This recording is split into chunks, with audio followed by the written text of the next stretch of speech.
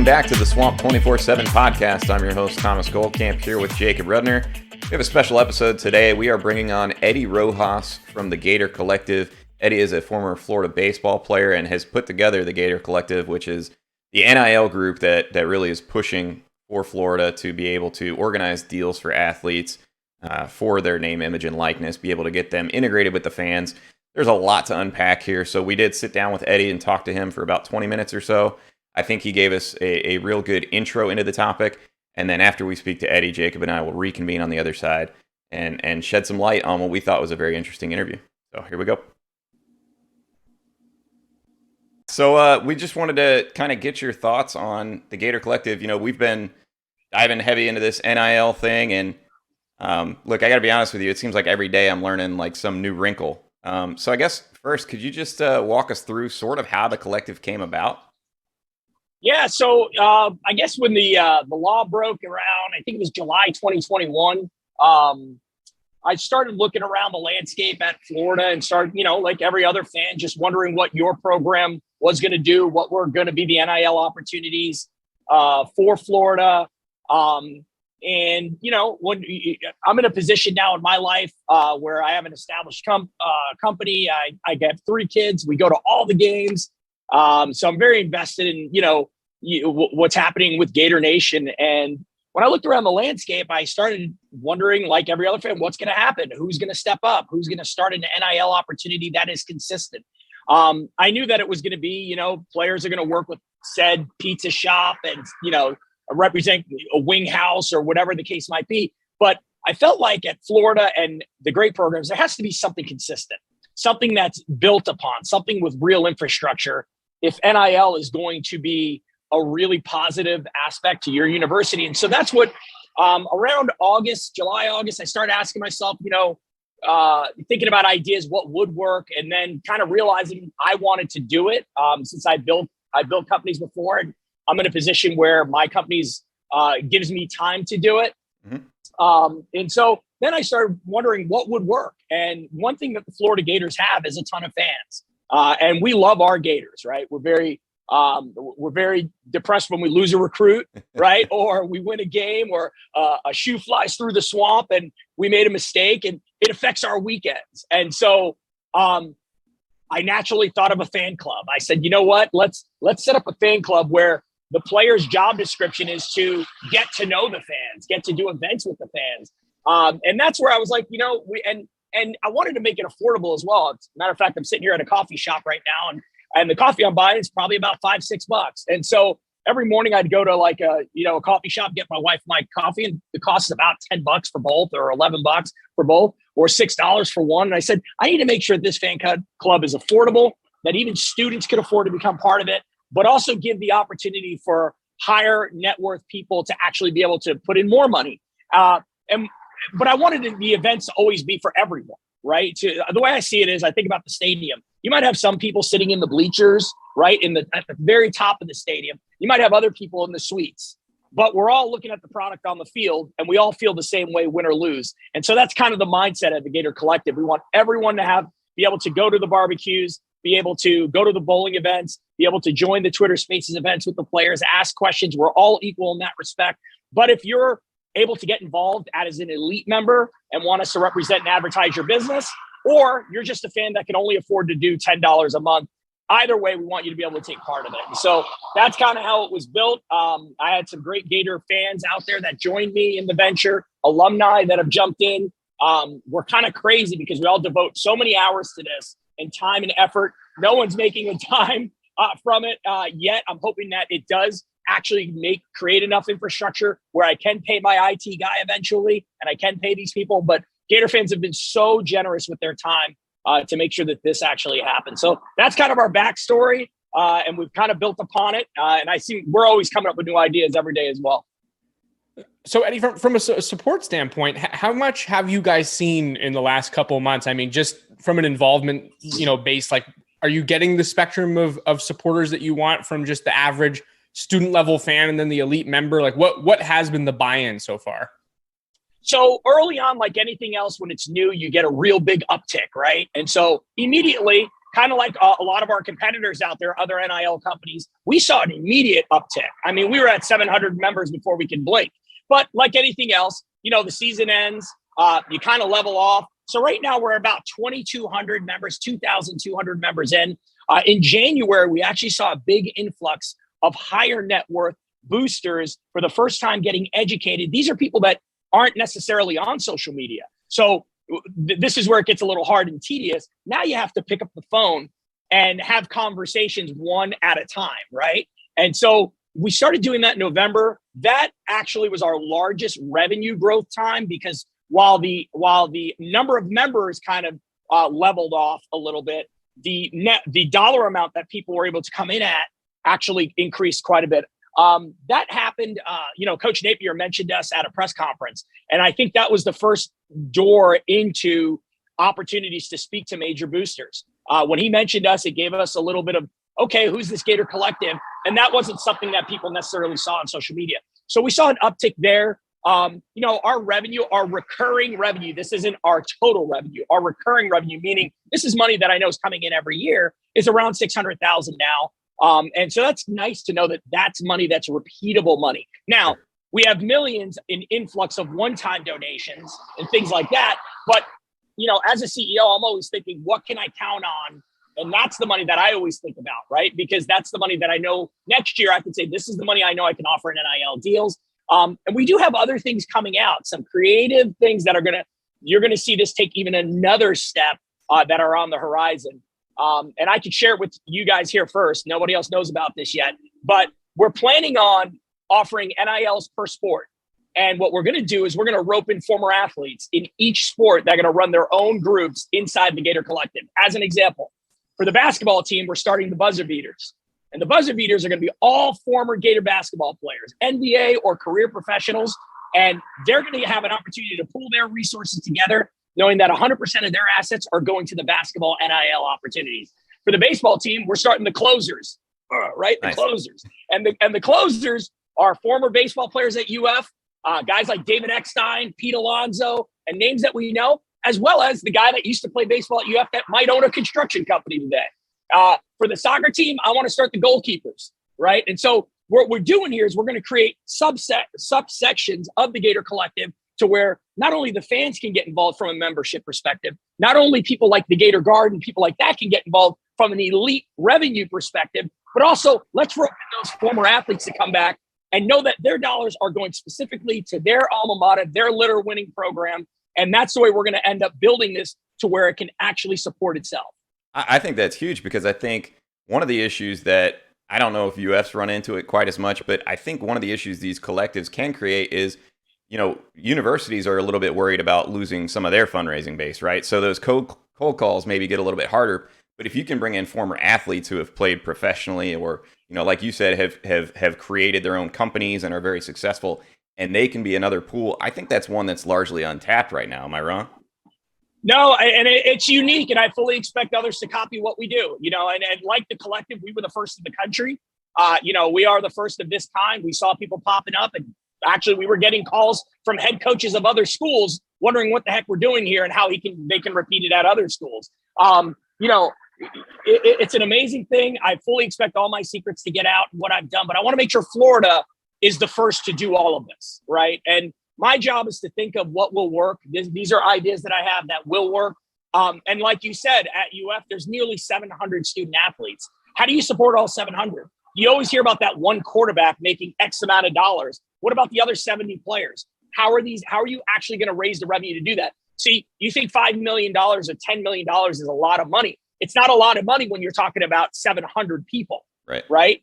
But the way you can do that is you create subsections of the collective that actually create their own revenue. So we've done everything from, we have a fraternity house contest going on right now where they're going to get an exclusive tour of the new football facilities and get to spend time with Coach Napier, the winning house, to having former athletes at UF coming in and creating their own group that are going to support their soccer team, their track and field program, their baseball team.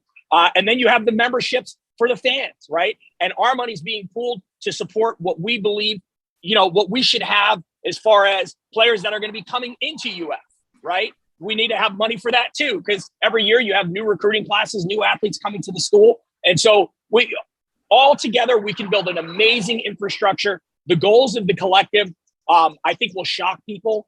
We don't want to stop at just providing opportunities. We want to build infrastructure. I envision the collective to have a location near the stadium, near the university in Gainesville, where we sell merchandise. Heck, I always thought the idea would be awesome if you were buying Gator Collective coffee when you come into Gainesville and you're like, hey, I'm buying Gator Collective coffee, but I know that part of my proceeds is going to the athletes and to support what we want at UF. And so thank you so much. And so, it's one of those things that there's endless opportunities here. We started the Gator Collective podcast, right? 84 Reasons with Ben Troop. We're working closely with podcasters around Florida. And again, this is not specific to my company. I want to make sure that, people like yourselves can actually benefit from the Gator Collective, through becoming part of our advertising, becoming part of things that we're doing together. So that the way I see it is we're one big community. What is it? 300,000 Gator alumni live in this state alone. Gator alumni. We're not talking about regular fans that just happen to like the school. There's an endless amount of resources that Florida can pull together to compete with anyone. And I mean anyone when you have that many people that just graduated from the school. We're not talking about the other millions of them that are even just fans. The key is, can we think unilaterally in this? Can we galvanize and realize that every $10 membership, every $20 membership matters? I think some people don't realize, it's only $10. They won't notice if I'm not part of it. I absolutely get excited when I see one person becoming a member, 2 people. I look every day. I'm like, who's become a member today, right? 8 people. And I see names, even some that I might see on social. Oh, he became a member today, And so we keep track of that. And we really, really, and it sounds small, right? People, it's too, and I hear what people say, right? And I take everything personal from a business perspective, right? And everyone says business is not personal. Yeah, it's very personal. You hurt when things aren't going the right way, right? And so, but I also know that anything that you're going to do long-term, you better be very patient, very methodical. You're going to have failure days. You're going to have success days. And the way I see the collective is today, I look at my membership this morning, checking out my phone to see where we're at. And we sit at, I'm getting an retry. So I can't tell you right now what's happening today. Yesterday, we had about 10 people become members. I would say, we'll assume it's a big number. Yeah, no, it's 10, it's 15, it's 9. But you know what? There's 365 days in a year. And some days it's 40. It's funny. The spring game day, you get 35 members that day because everyone's remembering football again, right? Everyone's getting excited. So I expect the season, a big event that's going to be for us is, now that we're part of Gator Properties and we're in partnership there, and we're going to be advertised through the stadium on the Jumbotron. People are going to have easy access with QR codes to become members. This should catapult our membership from the 2,200 members. I'm hoping into the 10 to 15 to 20,000 membership range. And at that point, man, we have our skis, we climb the mountain, and we're going downhill at that point. Eddie, what's your biggest challenge right now? Is it just getting the word out there? I mean, what are some of the short-term steps that you guys need to sort of take? Yeah, right now we are basically a Twitter company, right? 99% of people that have become members found us on Twitter. Believe it or not, there's a lot of middle-aged Gator fans, older Gator fans. They don't really go to Twitter that much. They might go every now and then. They have 5 followers, but there's more of them than there are of us. Yeah. And so getting the word out, getting the young Gator fan that became a member to tell his dad about us, getting the fraternity brother to go to his parents and get them to become members, that is what we need. We need the catapult moment where we are not just a social media engine that is starting a small engine. We need to go get the mainstream fan to say, dude, I can afford $100 a year. Yeah, I'll do that. And if we could get 30,000 people to say that, it's over. It's over at that point. We have enough money to support any major 5-star student athlete that wants to choose Florida. And as soon as the Twitter folks, you'll see me on Twitter always saying, find 3 Gators, tell them about the collective. You'll always see me saying that. If we add our 2,200 members, find 3 Gators right now, where would we be in a week? Right. You think about that way. And so it sounds crazy, but we're counting our pennies as they go. We're giving them out as they go. But this is a grassroots business that started with $0 on September 2nd. And today we're collecting millions today. So that's pretty good 9-month run. Eddie, let me ask you about recruiting because you've mentioned it a couple of times. How important do you think this is going to be in terms of shaping future college football teams, both at Florida and in general? And was that part of your consideration when you started getting into this? Yeah, I mean, like my day job is I'm a financial advisor, right? I know money matters. I believe, when money enters the game, it's always going to have an important aspect to people's decision-making prowess. Now, as an NIL, we're not allowed to recruit players to come here. But the way I see it is we don't have to recruit players to come here. Jervon Dexter is going to be a host to the said next guy. Anthony Richardson's going to host the next guy. And all that athlete has to do is ask Anthony Richardson, hey, man, how's your NIL opportunities been here? And let him do it, right? Let him tell him, well, this is what I got here.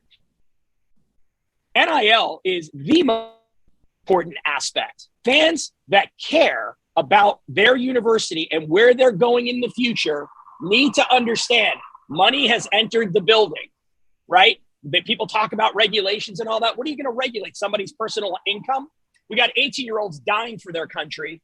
18-year-olds can also make money in their country. And it shouldn't be a curse that they happen to be a football player, right? They should be able to earn a living as well. Now, they can do that now. The key to success is understanding that NILU is going to actually win the day. You don't have to say a word to a kid. You don't have to recruit him. You don't have to promise him anything. Just let the kid show up on his recruiting visit and hang out with Jervon Dexter and say, hey, you're a top guy here. Are you being taken care of? Let a top guy go to Colin Castleton. How's your NIL opportunities? And when they find out that those guys are getting paid the way they are, well, heck, Florida's on my top 5. Now the coaches do their job. They talk about on the field stuff and what it's like being a part of the program. And together, that actually will get the top athletes in the United States. And the way I see it is 300 miles, 400 miles, a circle around Gainesville is every national championship you ever wanted. And I always took it personal when they leave Florida to go somewhere else. Now, if we have NILU here, it's not much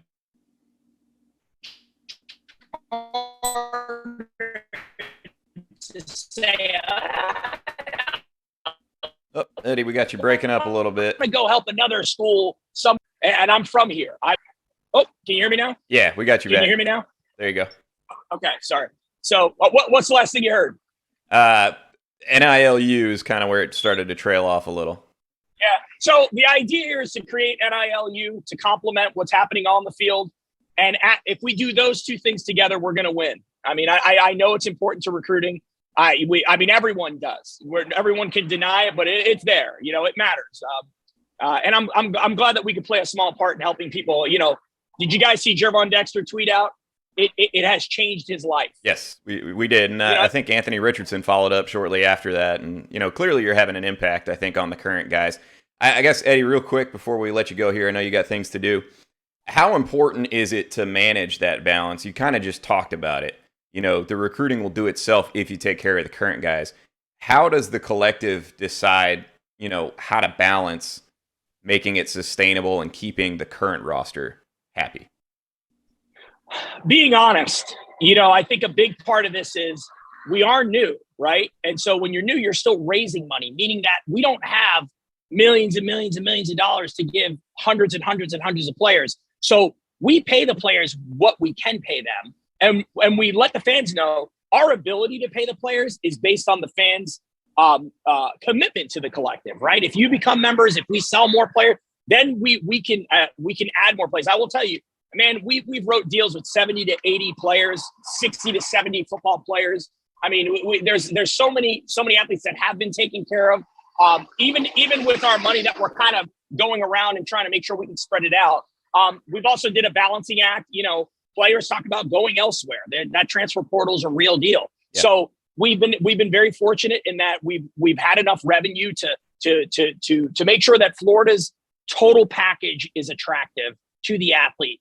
And so it's I can't emphasize enough how important that $10 a month commitment that the fan is willing to make will go, because that means that now they're a member, now they're talking to somebody else, and that's how you get exponential growth. Gators talking to Gators, finding 3 people a week. And I just hope Gator fans take that seriously, because if we did that and took that seriously, 2 years from now, 3 years from now, we are going to have millions of dollars to offer in NIL opportunities. And I think we all know we need to have that. Eddie, man, thank you so much for taking the time to join us. Anything else you want to add here before we go? Anything we didn't touch on, maybe? Hey, just stay aggressive, right? Stay aggressive. Gator Nation, stay aggressive. Become part of the collective. Don't overthink the process. So many great ideas go to the grave, right? People do not act. They overthink. It's very simple. If you have a lot of opportunities to give people, we will put together a winning program. And for the first time, we can do more than cheer from the stands. We can get directly involved. Guys, thank you so much for the bond. Visit thegatorcollective.com and become a member. There you go, guys. Eddie Rojas from the Gator Collective. Eddie, thanks so much for joining us. Thank you. Welcome back to the Swamp 24/7 podcast. I'm Thomas Goldkamp here with Jacob Redner. Jacob, a lot to unpack there, but I think one of the things that we both came away after speaking to Eddie sort of centering on was his comments that NILU is sort of the wave of the future in college football. Let's start to unpack that a little bit, because I think, first off, when we say NIL, I think what we just heard from Eddie is very much that it's not necessarily mainstream yet. So how do you sort of go from everything we just heard to NILU being sort of the way to win championships? Yeah, I don't think it's something that we didn't know before, but I think that this really, drove it home for me. We knew that college football and college sports in general were heading in a direction where the money that a program was going to be able to raise outside of the walls of its coaching offices was going to be really important in terms of fielding a team that was going to be competitive. You can even look at a school like Miami, which I know our listeners aren't exactly going to want to hear, but it's the truth. Miami just basically took a transfer prospect right out of Florida's grips, and Darrell Jackson from Maryland, by offering him a lucrative NIL deal. According to multiple people, he's making over $400,000 for an NIL deal down there. And that was able to land a prospect that Florida really needed, quite frankly. So not only do we hear it from Eddie, and I think it was really interesting the way that he put it, where schools that have NIL infrastructure in place are going to be the ones that win the games on the field, and fans are going to have a direct impact in the product that they're witnessing when they go to a game on a Saturday, or when they go to a baseball game and they see what they're seeing on the field. They will have directly influenced that, is I think really what he was trying to say. And we're seeing that already. We might not have seen it to the full effect of watching a season unfold on the football field and seeing which teams are better and which prospects they were able to land on the recruiting trail because of NIL. But Florida fans in particular are already all too familiar, I think, with losing out on a prospect largely due to money, as our understanding. And so I think that his point is really well founded. And it's that he needs support for the Gator Collective, because it's not just to keep the lights on with Gator Collective. It's really to keep the lights on in the football field, in the baseball stadium, on the basketball court. And that's really important. Yeah, I think the other thing that was very interesting to me, so I've put in a lot of work sort of on the back end trying to figure out all the moving parts with NIL. And if it sounds like a lot, it is. There's all kinds of different competing interests and angles here. And I think one of them is, sort of what I hinted at a little bit with Eddie is, one of the challenges groups like the Collective are going to run into is a lot of these fans that they're sort of tapping are already making booster contributions, for their football tickets and all that. And so there is not an infinite amount of resources. And I think the thing that was really interesting about what he said was the athlete idea, right? Because what you don't want to run into is where, you're robbing Peter to pay Paul, meaning, you're getting everybody to focus the money towards these NIL collectives, but then all of a sudden the UAA funding starts to drop off and you can't do the facilities, the staffing that you need, all that, right? So it's a balance. And I think, seeing guys like Chandler Parsons start to get involved in these types of things, at least, on his Twitter account, he seems like he's ready to go and chip in. And some of the athletes we heard Eddie talking about, being able to sort of almost have like their private arm within the Gator Collective, I think is big. Jacob, what else kind of stuck out to you there? That was another big thing right there. I think you just hit it. And it's that they aren't looking to necessarily pull resources that already exist within the infrastructure that has allowed the university to be successful in creating new facilities.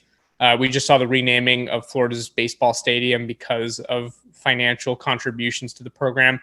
And that's not something that they want to take away. They aren't even necessarily looking at somebody like Gary Condren to support the Gator Collective. Obviously, any support that they can get, they're going to take. They're not turning anybody away. But I don't necessarily think that they're targeting somebody like that in their process right now. I think that what he was trying to say, what Eddie was trying to say, and it's brilliant, is let's get guys like Pete Alonso, who might not be making contributions, that are currently helping on the UAA side of things as a donor, and let's get him to create something where he can directly support baseball, and he knows where his money's going, and he's able to put some dollars in the pockets of the players who are currently on the team. And like Eddie said, there are 700 roughly student athletes at the University of Florida, and frankly, they don't have the money yet to support every single one of them.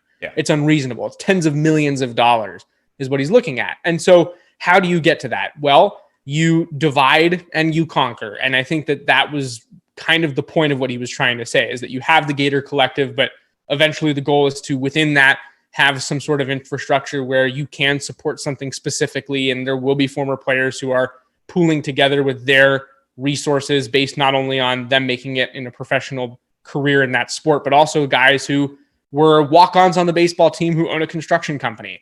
Those guys are important too. And so I think that between that and just the understanding of needing the money to win on the field, were probably his two most important points. Plus, I think the outreach plan that he has is solid. If people can really buy into it, where it's, you go and you tell 3 people a week who are Gator fans about the Gator Collective, because every dollar really does count. And so I think that was also pretty interesting. Yeah, and I know that they're very active. They're in pretty constant communication with the coaching staff in terms of how to grow this thing. I think, like Eddie mentioned, when Billy Napier sort of gave them the nod of approval or the seal of approval, that's when they started to see their numbers sort of change. I keep going back to how new this whole thing is.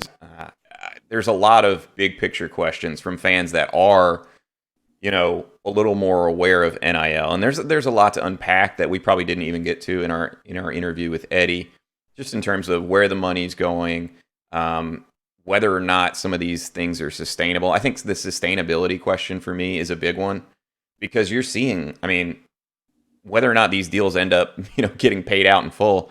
There are guys that are individually, in one instance, getting $8 million, right?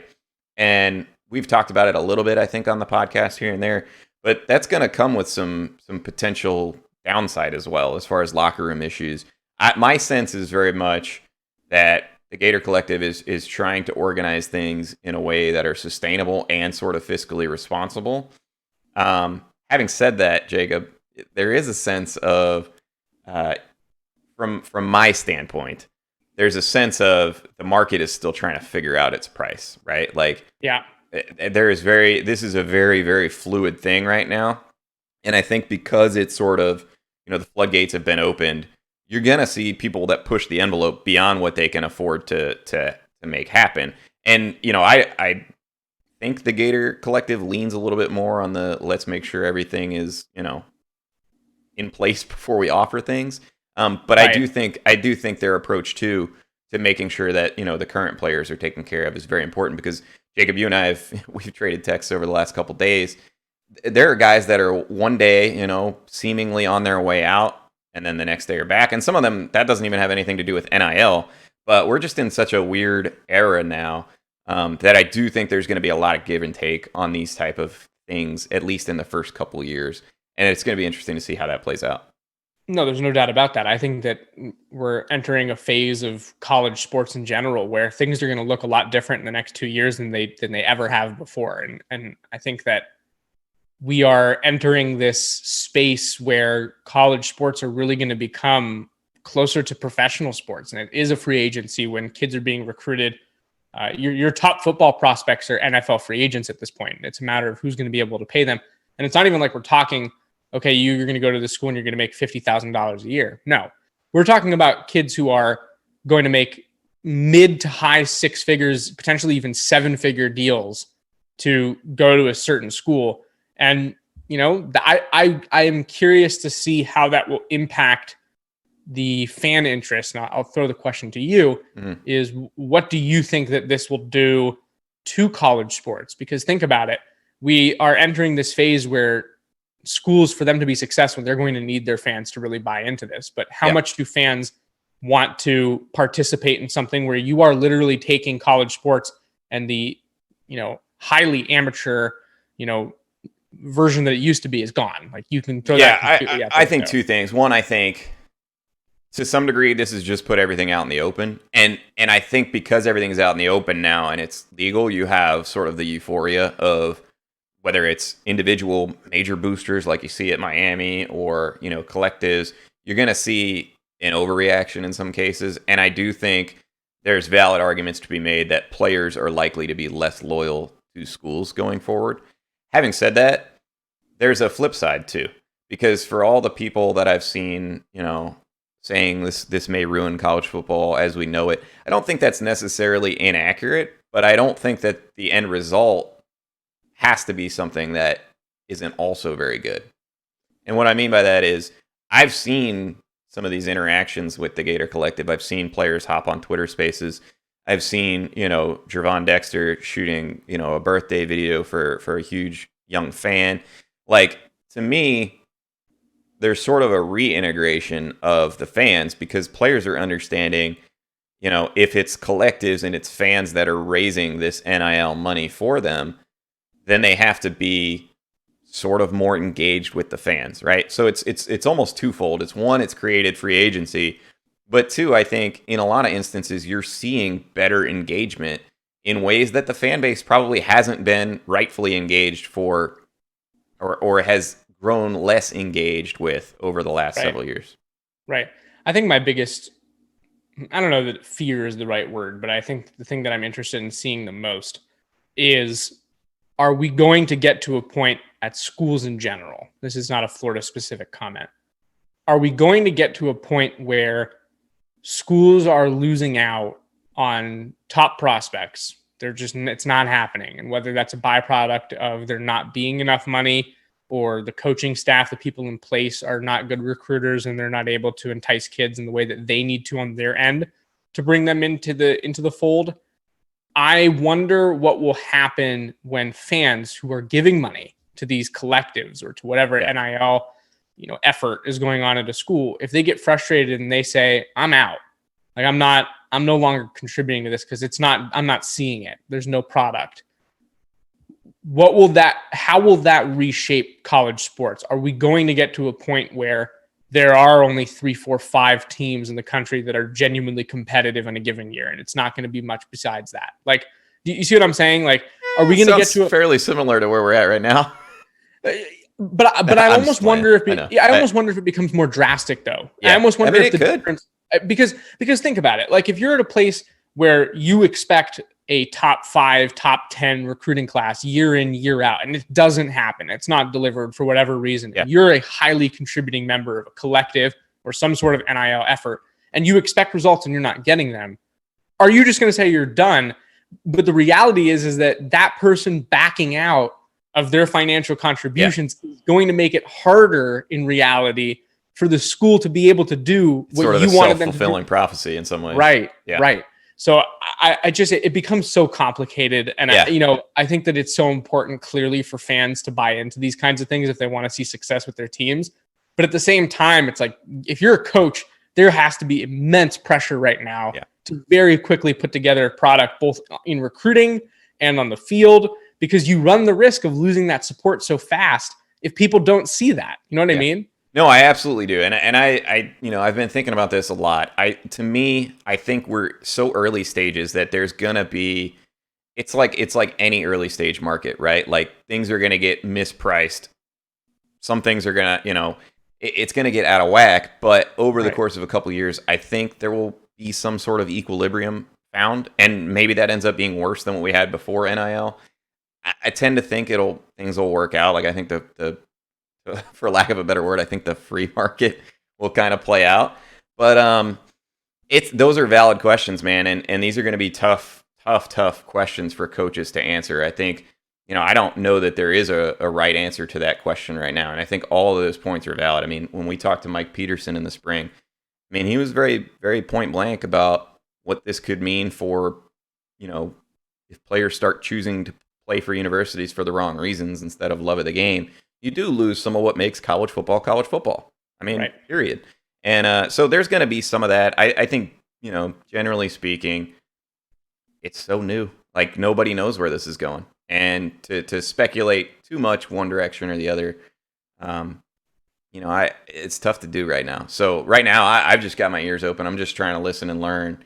And No, I think 100%. that's where a lot of people are. I do go back to, though. I really think if you're looking for a positive upshot, I think the engagement with the fans is going to be potentially much better. I mean, just the fact that, players are hopping on podcasts, which is a really popular medium now. They're doing these Twitter spaces and engagement.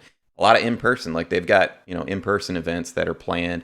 I think those things are all good. And I think the more, those things pop up and more people are exposed to them, that's when you start to see sort of the mass adoption. And, at the end of the day, you're right, though. Like, if the results don't follow, it's going to be interesting to see what happens because, look, the reality is there's no guardrails on any of this right now. And that's the unfortunate truth is the NCAA wasn't very proactive.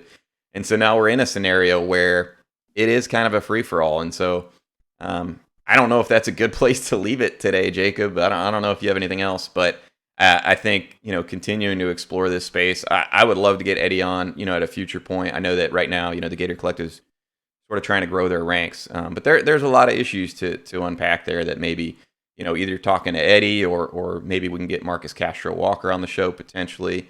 We had a really productive conversation with him in the spring, and I thought he had a really good handle on sort of all the different moving pieces, and there are a lot of them. So. Oh, no, 100%. And I think that's a perfect place to kind of leave this one. I think there are a lot of questions that are still unanswered. And we had a great conversation just now with Eddie, and I think that we learned and we heard some really important perspective. But, I think that our questions we still have tons. What's interesting is I think that a great conversation with him has honestly produced more questions. Yes. Like I wish Yep. I could have talked to Eddie for 2 hours, and I think that I could have that, that applies to everybody who's in this space. So, if you're listening to our podcast, I think one thing that I personally want to make clear is that we have other questions. We're not done trying to explore this. And I think, like Thomas said, there's going to come a time where we're going to want some other people on here, like Marcus Castro Walker, who also has a great handle on this thing from the team perspective, whereas Eddie comes from the collective NIL side. It'd be great to have Marcus on here as well. So look out for some of those things. And I think in the next couple of weeks, we'll be able to tackle some of that. Awesome. All right, Jacob. Well, thanks for taking the time today. I enjoyed talking with you. Like you said, I mean, you nailed it. There's so many more questions, but we only got so much time in one show. So that'll do it for today's episode of the Swamp 24/7 podcast, guys. If you enjoyed it, you liked what Eddie had to say, be sure to hit like and subscribe on the YouTube channel. If you're listening on audio, please leave us a favorable review. It will help spread this NIL message to more Gators fans, which is what they're asking you to do. So that'll do it, guys. Thanks for tuning in.